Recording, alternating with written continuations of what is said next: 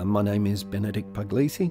I'm a luthier. We service, repair, sell and make violins, violas, cellos and my speciality, the double bass. I love what I do. Every day is just fantastic. There's no typical days. You never know whether you're going to have a quiet day and you're just going to be carving wood. You never know whether you're going to have a day of young students coming in, professionals from overseas. Could be Brazilian musicians, American, Italian. And then each day I'm trying to also make instruments from new, from tree to finished instrument. I read books about instrument making and physics of sound and ancient artists and go to bed nice and early so I can get up and start again the next day. The second I have a conscious thought, it's let's get out of bed. Most mornings I'll start 5 a.m. I only have to go downstairs and I'm in the workshop and listen to the quiet morning. No interruptions, no computers, no phones, and I can really just listen to what I'm doing.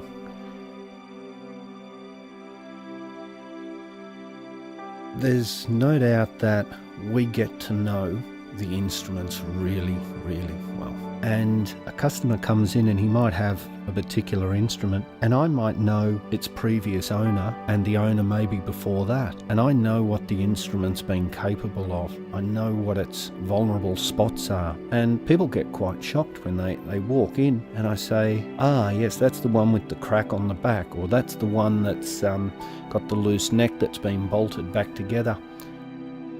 I've got a photographic memory on these instruments, yet I can't remember their names, but I do remember the instruments, and I think that's important. About once every 2 years, there's a double bass making competition. It's put on by the International Society of Bassists, and this time I decided to make a bit of a dream instrument for me. Probably the grandfather, let's say, of double bass would have to be Gaspar de Salo from Brescia, born around 1520, and he made some incredibly large instruments, and one of them's here in Australia with the Australian Chamber Orchestra. We're privileged to be able to see that here. It's a beautiful, feminine, large shape. But then one thing was he always had unique timbre, so I decided to make Gaspar de Puglisi, de Melbourne, and I've made a dark instrument. It's one of those instruments that'll just fill a big hall, which is nice. It's a bass.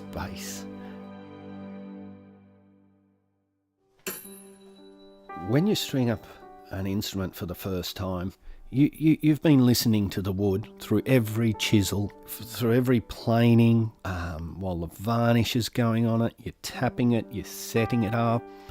But it's not until you actually put those strings on for the first time and you say, what do I have here? Because it's one thing playing it yourself, but bass frequencies don't develop until you're a couple of feet away, if not a couple of meters away.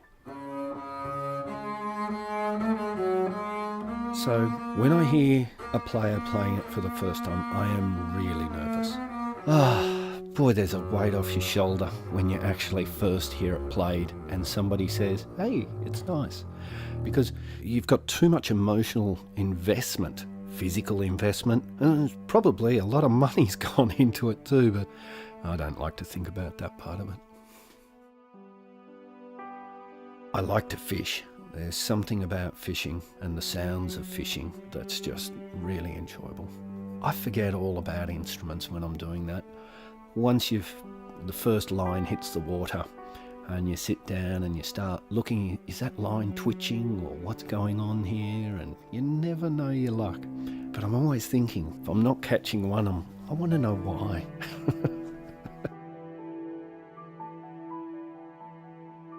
When I was a young kid, my parents used to watch me draw all these ant trails everywhere, all the time. Years later, somebody brought in a cello that had the same surname, same region of Italy, and inside the family crest on the label was the ant.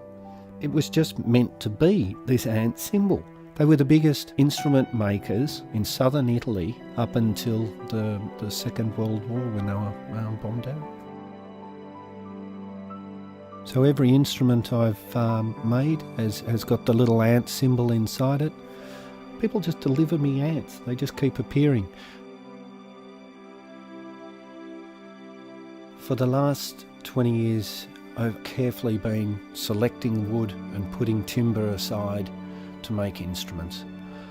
I've got enough timber to see me through for the next 30, 40 years. So I probably should stop buying timber. But I just want to make really nice instruments that will outlive me, my children, and probably their children and beyond. And I think they'll be carrying me out in a casket from this building. Somebody suggested that I use some of my basswood to make that casket one day, but I don't think I'd waste that good wood on that.